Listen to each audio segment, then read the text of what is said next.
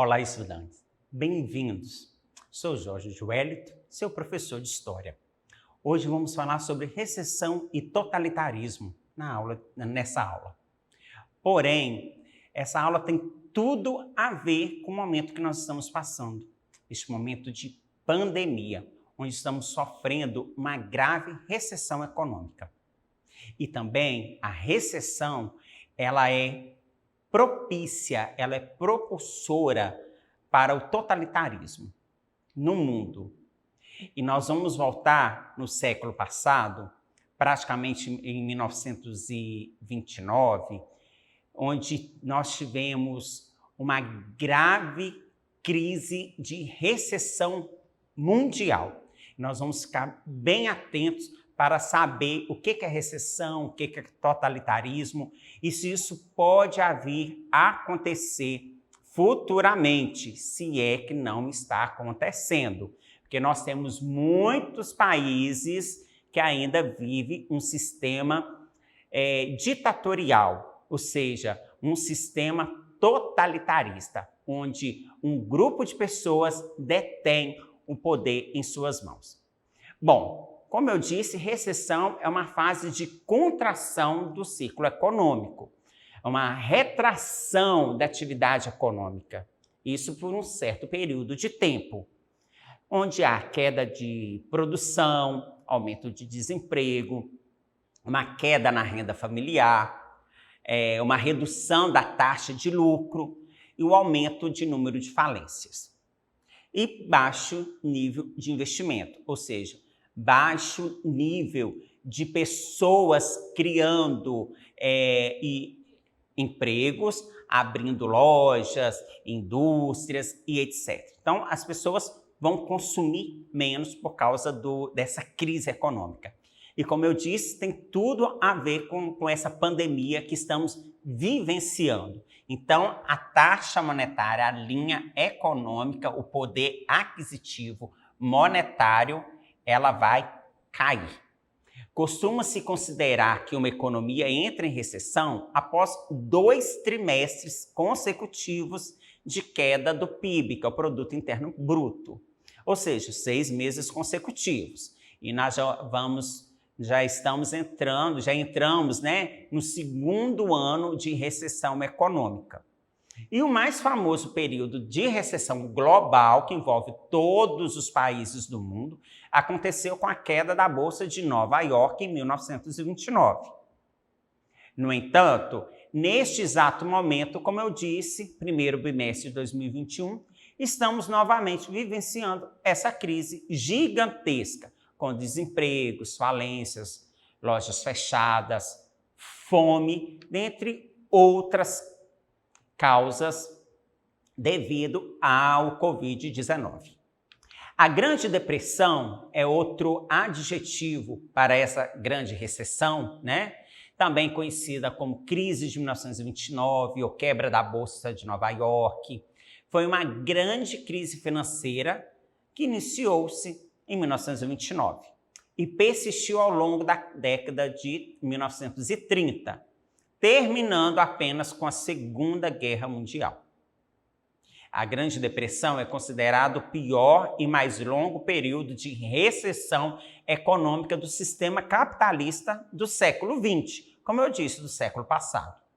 O dia 24 de outubro de 1929 é considerado popularmente o início da Grande Depressão, mas a produção industrial americana já havia começado a cair a partir de julho do mesmo ano, causando um período de leve recessão econômica que se estendeu até o dia 24 de outubro, quando valores de ações da Bolsa de Valores de Nova York caíram drasticamente e tornou-se notícia em todo o mundo, como nós estamos vendo na imagem, como o crash da Bolsa, conhecido como a Quinta-feira Negra. Assim, milhares de acionistas perderam literalmente da noite para o dia grandes fortunas. Muitos perderam tudo o que tinham. Essa quebra da Bolsa piorou drasticamente os efeitos da recessão já existente, causando a grande deflação e queda nas taxas de venda de produtos. que, por sua vez, obrigaram o fechamento de inúmeras empresas comerciais e industriais, elevando assim drasticamente as taxas de desemprego. O colapso continuou no dia 28 e no dia 29 de outubro.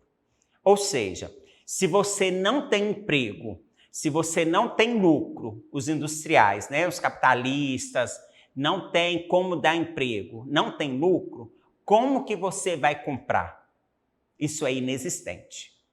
E tem, como eu disse, tem tudo a ver com o nosso presente. Quantas famílias tinham 2 pessoas trabalhando, hoje só tem uma, ou não tem ninguém trabalhando por causa da Covid-19, por causa de lojas que fecharam, indústrias que pararam de produzir. Então, o que aconteceu no século passado, nós estamos vivenciando no nosso século, o século XXI. Os efeitos da Grande Depressão foram sentidos no mundo inteiro.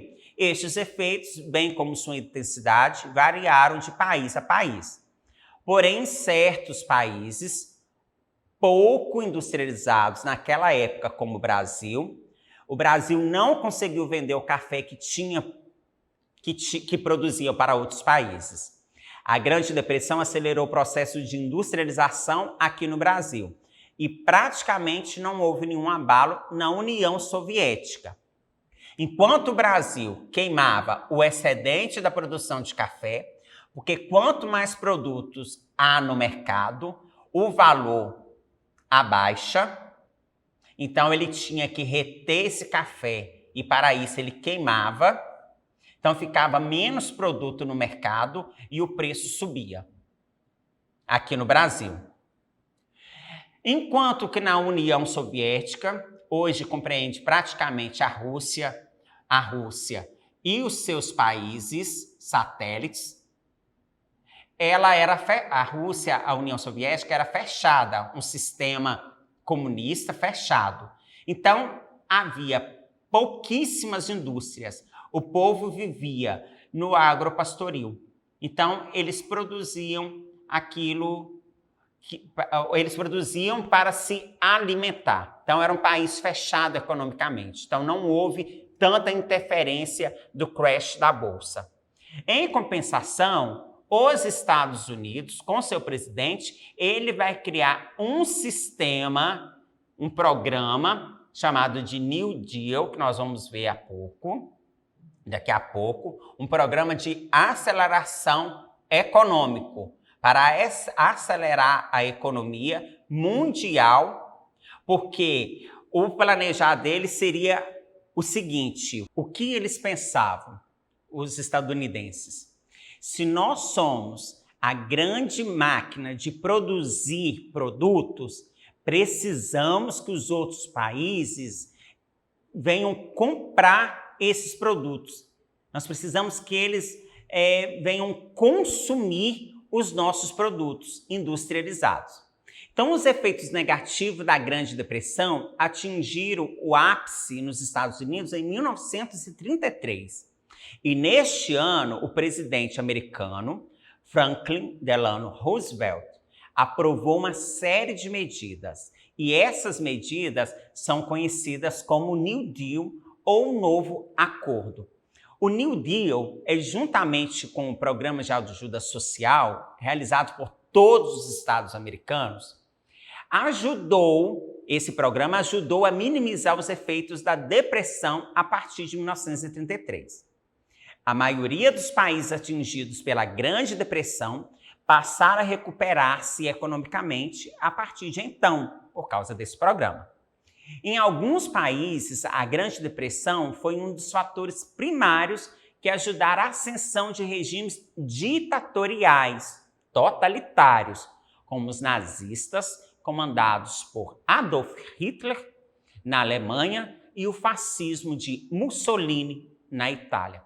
Então, como eu disse lá no início, a recessão, ela deu origem, ou na verdade, ela foi um meio uma desculpa para que os totalitaristas, os ditadores, tomassem o poder nos seus países. E nós aqui no Brasil também vivenciamos essa Grande Depressão e vivenciamos esse totalitarismo. Vamos ficar de olho que essa aula ela vai desenrolar e ela já vem desde lá da República Velha, aqui no nosso país. Após a Primeira Grande Guerra, os estadunidenses tornaram-se fiadores dos países que estavam direto e indiretamente em guerra. Ou seja, emprestavam dinheiro com juros para a reconstrução de seus países.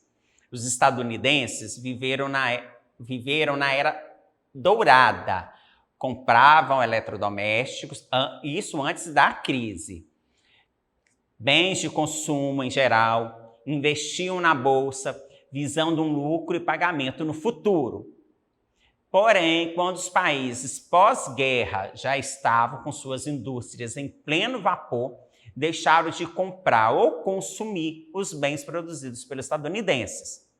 Como não tinham para quem vendesse os produtos industrializados, os estadunidenses deixaram de comprar as matérias-primas para produzir seus produtos. Demitiram mão de obra, os empresários fecharam suas fábricas e, com isso, as ações das empresas perderam o valor. Essa bolha estourou e gerou a grande recessão, que foi a quebra da Bolsa de Nova York. Como eu disse, os Estados Unidos era a indústria mundial. Porém, ele pegava a matéria-prima, ele comprava a matéria-prima dos outros países, produzia dentro dos Estados Unidos os eletrodomésticos, automóveis, enfim, todo um sistema de produtos de bens de consumo. Os estadunidenses viveram uma era dourada, tanto na cultura, com Hollywood, filmes, a Broadway, com os teatros, enfim, bombando, né? Aquela época assim, de glamour estonteante. Os estadunidenses comprando eletrodomésticos, automóveis, vivendo assim, como se não tivesse o amanhã.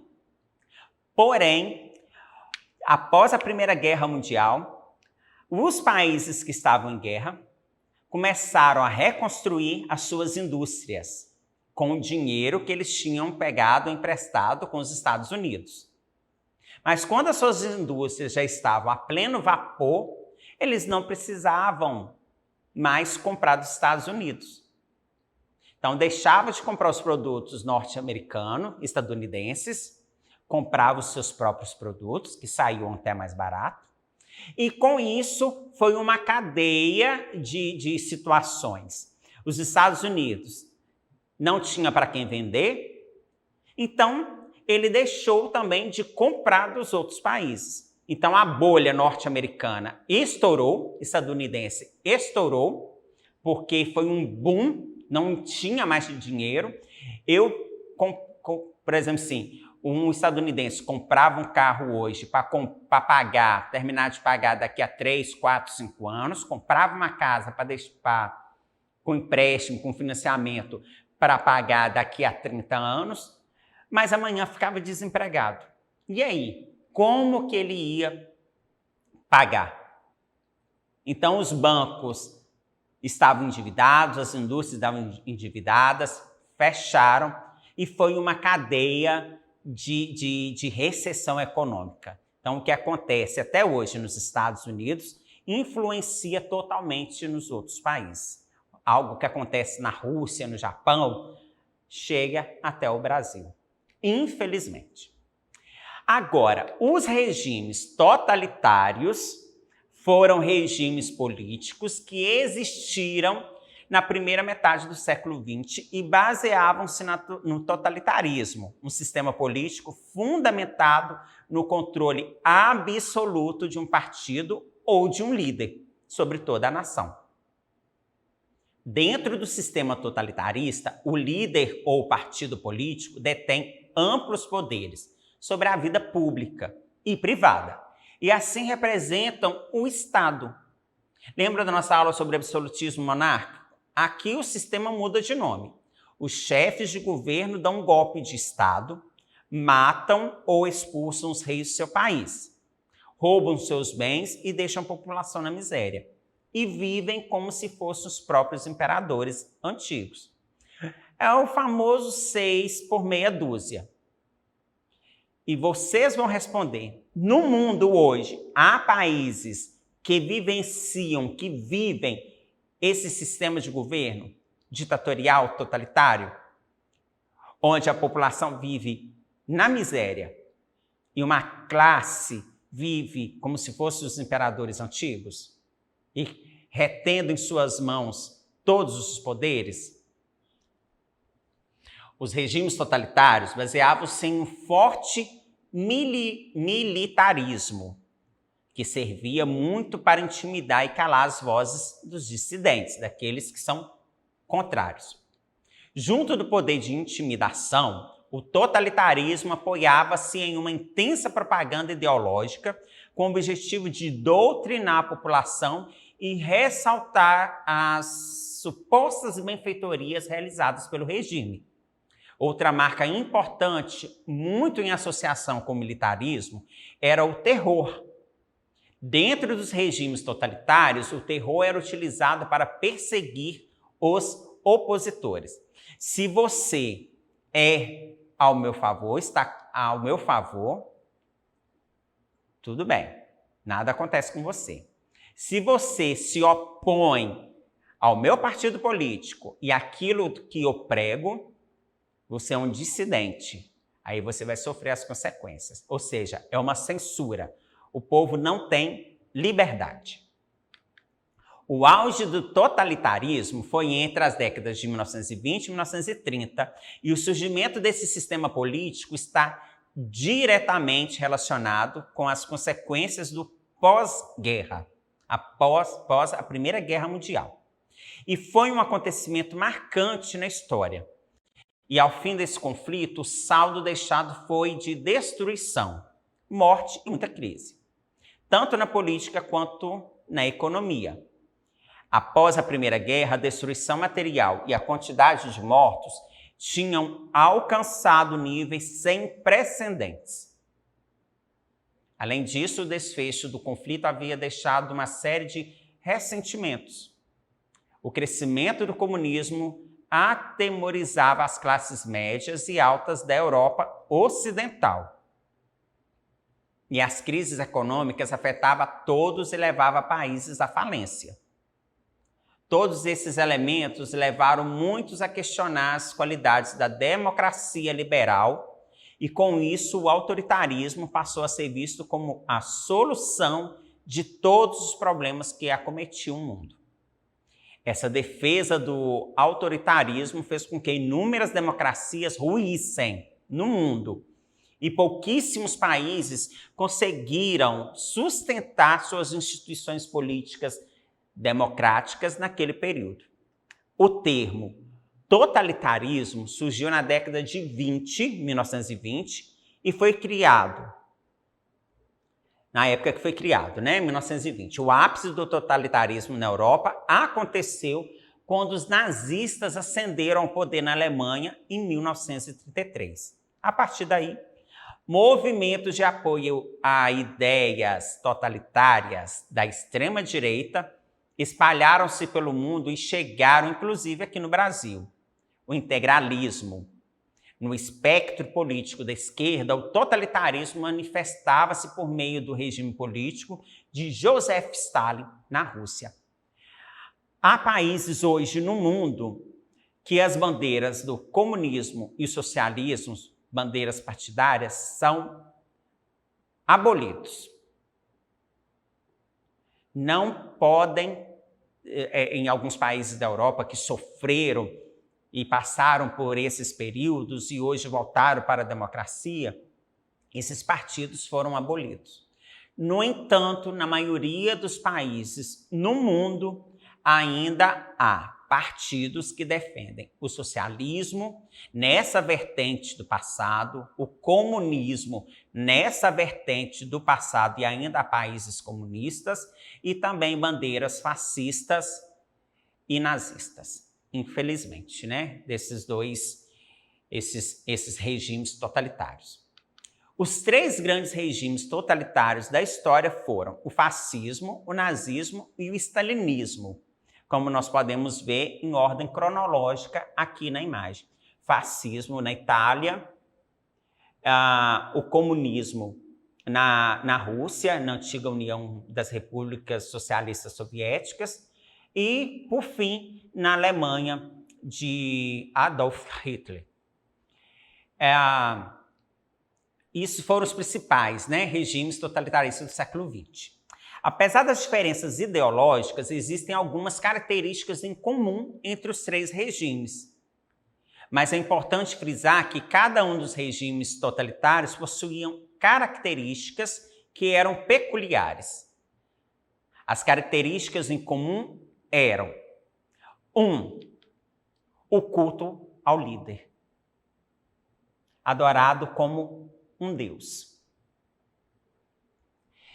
E o líder, ele era reverenciado em todos os três regimes. E as imagens deles eram espalhadas em todo o país. A censura. Os meios de comunicação não podiam emitir opiniões que não fossem aprovadas pelo governo. E a existência de opositores também era proibida e eles eram calados à força. É a parte da nossa ditadura aqui no Brasil que começou desde 1889 com a chamada Proclamação da República, que na verdade não foi uma proclamação, foi um sistema de ruptura, de tomada de poder. Então, porque foram pelos militares, então nós passamos depois por Getúlio Vargas, até chegar na ditadura militar que nós conhecemos. Outra prévia do sistema totalitarismo é a supressão dos partidos políticos. Nesses três regimes, somente existia o partido do governo e todos os outros eram proibidos. A criação de inimigos internos ou externos é uma retórica totalitária e criava inimigos internos e externos. O combate a esses grupos justificava a tomada de medidas extremamente autoritárias. Os governos,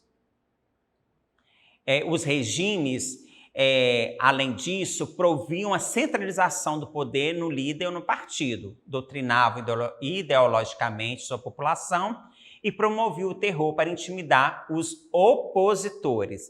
Então, nós temos aqui: eu não vejo, eu não falo e eu não ouço. O fascismo foi o primeiro movimento totalitário a ser implantado na Europa. Ocuparam o poder na Itália em 1922, quando Benito Mussolini foi nomeado primeiro-ministro após a realização da marcha sobre Roma. O fascismo, por sua vez, surgiu em 1919, quando foi fundado os grupos italianos de combate, Fasci Italiani di Combattimento. A ascensão de Mussolini ao poder aconteceu em um contexto de crise política e econômica na Itália e de crescimento do comunismo no país. Lembre que eu falei que nós temos no início da aula que nós temos que ficar de olho por causa da recessão que estamos vivenciando, se isso não vai gerar um contexto para um novo líder totalitário no nosso país ou no mundo, nos outros países. Foi através desse contexto de uma economia fraca que os ditadores tomaram o poder. Isso há pouco tempo atrás. Então, nós temos que ficar, assim, de olho, porque o nosso futuro necessita do nosso presente. Então, vamos ficar de olho, ligados na aula, para não sermos calados. As forças fascistas começaram a agir violentamente contra os grupos que se rebelavam contra os fascistas e angariaram o apoio dos liberais. Por meio da pressão dos fascistas, o rei italiano acabou nomeando Benito Mussolini como primeiro-ministro. Em 1925, Mussolini autoproclamou-se ditador da Itália e consolidou o sistema totalitário. O fascismo é entendido como regime precursor de movimentos conservadores na Europa, e dentro do fascismo pode ser destacado a exaltação de valores conservadores e tradicionais, romantizando a construção de um passado heróico e o desprezo pelo socialismo e antiliberalismo também. O fascismo foi o grande aliado do nazismo na Europa e durante a Segunda Guerra Mundial foi parte do eixo junto dos alemães e japoneses. O regime governou a Itália entre 1922 e 1945 e foi derrubado do poder como resultado da derrota do eixo na Segunda Grande Guerra. O nazismo surgiu na Alemanha, em 1919 também, com o nome de Partido Nacional Socialista dos Trabalhadores Alemães. Um nome muito comprido com uma ideologia muito curta. Adolf Hitler foi um dos primeiros membros do partido e, com o passar do tempo, tornou-se líder do partido. Atribuiu-se o crescimento de Hitler nos quadros do nazismo como resultado da sua capacidade de mobilizar multidões, a partir de sua capacidade de retórica. Falava muito bem. E falava aquilo que o povo da época queria ouvir. O nazismo ganhou força na Alemanha ao longo da década de 20. Foi fortalecido, esse partido teve o fortalecimento, desse partido, me enrolei aqui um pouco, está relacionado com a derrota do país na Primeira Guerra Mundial. A derrota espalhou uma sensação de que o país havia sido vítima de um complô que forçou a rendição dos alemães. Além disso, a opinião na sociedade alemã era que o país tinha sido humilhado com os termos do Tratado de Versalhes. A situação da Alemanha no pós-guerra, associada com a retórica nazista, empurrou muitas pessoas na sociedade alemã para a defesa de medidas autoritárias. Com o crescimento do nazismo, as tropas de assalto SA nazistas ganharam força e passaram a perseguir os comunistas e os social-democratas. A ideologia nazista foi resumida por Adolf Hitler em seu livro escrito durante o período em que esteve preso, o Mein Kampf, que é a minha luta. Um dos pilares da ideologia nazista era o antissemitismo, nome pelo qual conhecemos o ódio contra os judeus. O antissemitismo era uma ideologia já difundida na sociedade alemã desde o século XIX, um século antes, e foi explorado pelos nazistas. O crescimento do antissemitismo dentro da sociedade alemã acabou resultando no Holocausto, durante a Segunda Guerra Mundial. O Holocausto causou a morte de 6 milhões de pessoas, dos quais a maioria eram judeus. Durante o Holocausto foram mortos de diversas maneiras, destacando-se os fuzilamentos e as mortes nas câmaras de gás. É a ferida ainda aberta no mundo, na história do mundo. O nazismo incluía a sua ideologia o antimarxismo, o antiliberalismo e a exaltação da guerra. O controle do Estado, o nacionalismo extremado, o culto ao líder, e defendiam a ideia da superioridade da raça alemã. Chamavam os alemães de arianos. Outro ponto importante da ideologia nazista era a defesa de um espaço inato, um território supostamente de direito onde os arianos, os germânicos, formariam seu terceiro Reich, que é o Terceiro Império. Em consequência disso, os nazistas passaram a impor um expansionismo territorial. Por isso, invadiram e anexaram a Áustria e a Tchecoslováquia. Quando invadiram a Polônia em 1939, os franceses e britânicos, que até então estavam calados, quietos no seu canto, declararam guerra aos alemães, o que deu início à Segunda Grande Guerra Mundial. Os sistemas totalitaristas totalitários ainda são encontrados em várias partes do mundo, como a China, Coreia do Norte, Cuba, Venezuela, entre outros países vizinhos do Brasil. Até mesmo o Brasil vivenciou, desde o golpe do dia 15 de novembro de 1889, e ainda vivencia em partes políticas, ou seja, aquelas bandeiras partidárias onde os políticos fazem as políticas pensando apenas neles, não no povo, na situação do povo brasileiro. Totalitaristas, as políticas totalitaristas são quando elas não têm a participação popular e não beneficiam a população. É quando as autoridades usam a máquina pública para o seu bem-estar e a promoção deles, usando o sistema político totalitarista a seu favor. Com a capa, os totalitaristas hoje usam a capa da democracia. Hoje nós vemos muito nos noticiários a corrupção, nepotismo, entre outras. Então, vamos ficar ligados aí.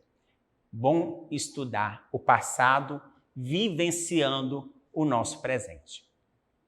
E para acessar nossas atividades da plataforma SMED-GV, aponte a câmera do seu celular para a imagem aqui do canto da tela, nosso QR Code. Acesse nossas redes sociais, se inscreva no nosso canal YouTube SMED-GV. Um abraço, até a próxima aula.